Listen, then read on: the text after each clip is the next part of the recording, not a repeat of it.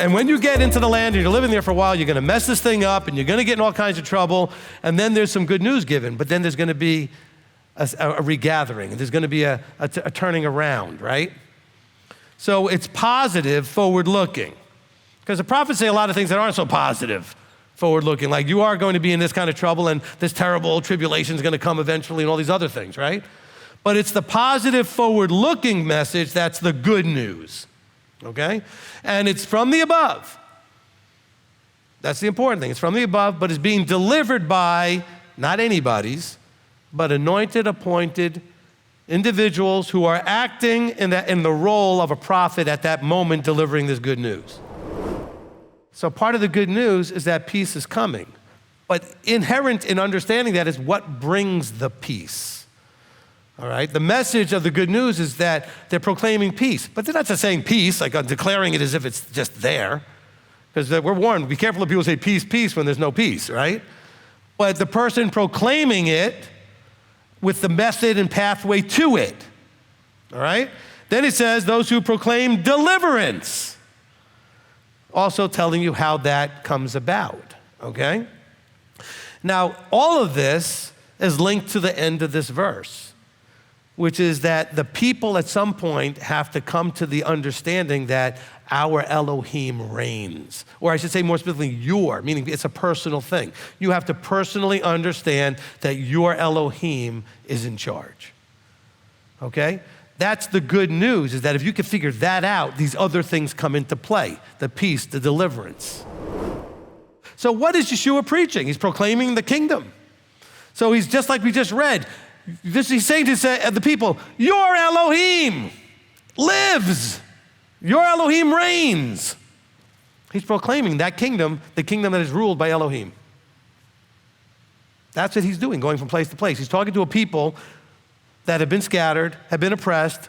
They're occupied, Jerusalem at that point in Israel, right? They're occupied by the Romans.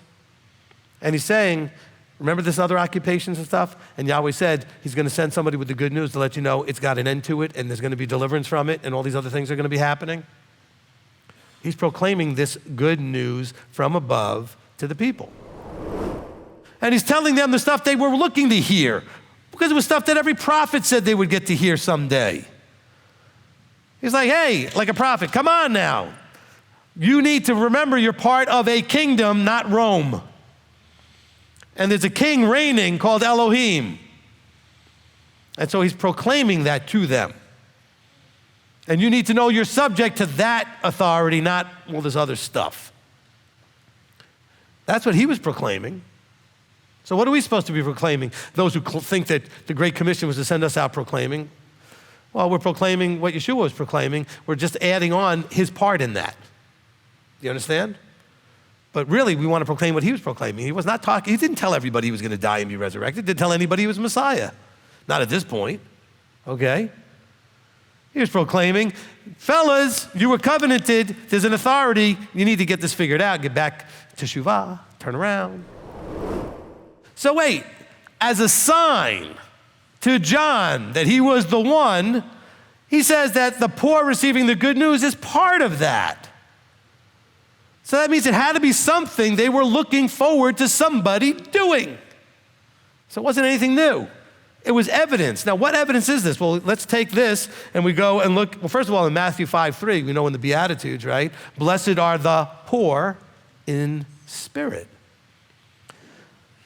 So the poor are receiving the good news, which is going to strengthen them, their spirit, their intrinsic nature. In other words, the poor in spirit are the ones who are weak intrinsically in their nature and their spirit, okay? But there's good news for those people that are weak. We're going to see a lot of those things. We actually saw it in what we just read in the 2 Old Testament verses where it said, comfort, comfort my people. I'm bringing peace. I'm bringing deliverance. It is linked to the way of set apartness. I'm sorry, but that's called covenant and Torah observance, because you can't get that by doing away with the law. That is how you get to be that. The only way to be on the way of set apart. And by the way, he says, I am the way. I am set apartness. So he would never do anything against set apartness. He's also talking to the blind and the ones whose ears are deaf. Now, he's not talking to literally blind and deaf people necessarily. Okay, that's not the point. Remember, we talk about people who have eyes to see and ears to hear. That doesn't mean they couldn't see before, but they couldn't see what they were supposed to see. They weren't able to hear and receive what they were supposed to hear. And Yeshua comes to pop the bubble, so to speak, so that you can see and so you can hear. So you might as well have been physically blind and physically deaf, because your eyes weren't doing you any favors, neither were your ears. But the redeemed shall walk there. Redeemed. So Yeshua's main thing that he did for us is redeemed us with his death, burial, and resurrection. So the whole point is that he was resurrected to redeem you so you could walk on this path. Not so you wouldn't walk on this path. No, he died so we don't have to do this. No, he died so that doing this makes sense and works. Okay? You guys have been told so much upside down, backwards, and inside out. Okay? It says, and the ransomed of Yahweh shall return, which means they're coming back to something where they were before, or where they were supposed to be. Enter Zion with singing, with everlasting joy on their heads. They shall obtain joy and gladness, and sorrow and sighing shall flee away. This is good news. Okay? Forward-looking, positive message delivered from above to a people that were in suffering and needed to hear that. And this good news of the reign shall be proclaimed in all the world as a witness to all nations, and then the end shall come. The good news of the reign will be preached, not the good news that Messiah did whatever this one, you know what I'm saying? All the churches all teach you that we need to go out there and make sure everybody knows who Jesus is. Don't they tell you that? No, I'm not saying you don't need that everybody doesn't need to know who Messiah is, but it has to be in the context of everything Messiah is. The way of set apartness, the truth, the way, the life, all of the things, but they're not teaching that. They're telling everybody that he existed and died and was resurrected. They've missed the point completely. Messiah himself said, the end will come not when everybody knows about me.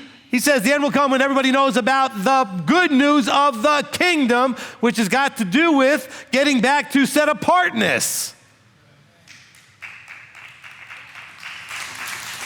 And not a single church is teaching that, so they're spreading nonsense. He says, but he who shall have endured till the end shall be saved. All of you once saved, always saved people? Is that verse in your Bible? Okay, because it doesn't sound like you're saved yet. Go listen to the teaching, are you saved? But he who shall have endured to the end shall be saved. Is there a bad translation problem here? Is the English confusing? No. It's a very simple, straightforward statement, okay? In other words, you're going to go through some stuff. And he's watching how you handle all that stuff you go through. And if you can endure till the end, in other words, endure in so doing what you're supposed to be doing till the end, then the deliverance you've been looking for will ultimately be there. That's good news, by the way. Whoever desires to save his life shall lose it, but whoever loses his life for the sake of me and, not me, the good news, me and the good news, shall save it. So the good news is about, but not really about, Yeshua. I mean, he's part of that good news. The good news is about the positive, forward-looking message of how you can get to be in forever. All right? So he says, you give up your life for me and the good news, because I am the spokesperson of the good news. I'm the voice of Elohim. I'm the way of the good news. I'm the path of the good news. I'm the methodology of the good news. I'm the life of the good news. Because the forward message is, if you become Yeshua-like, covenant, keep commandments, have the fruit of the Spirit, you get to live forever. That's a very positive, forward-looking message from above, isn't it? That's ultimately your good news.